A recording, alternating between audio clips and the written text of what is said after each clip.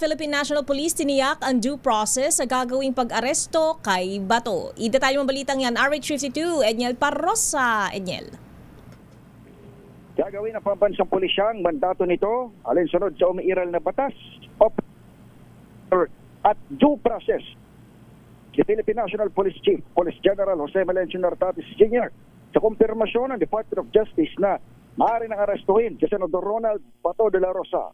Kasunod dito ng pagsusura ng Korte Suprema sa pagharang sa mandamiento de aresto ng International Criminal Court sa mambabatas sa dati ring PNP chief na ipatupad itong madugong giyera kontra droga panahon ni former President Digong Duterte.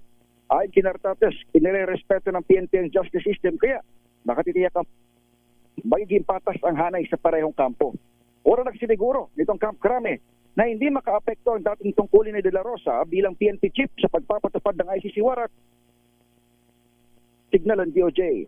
Sa katunayan, inilerto na raw ng PNP ang kanilang maritime at aviation security unit maging sa mga backdoor exit upang mabantayan ang mga maaring labasan ni De La Rosa.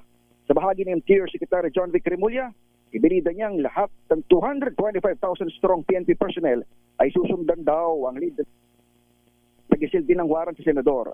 Kahapon sinabi ng CIDG, alam nila kung saan nagtungo ang puting SUV na sinakyan ni Bato palabas ng Senado.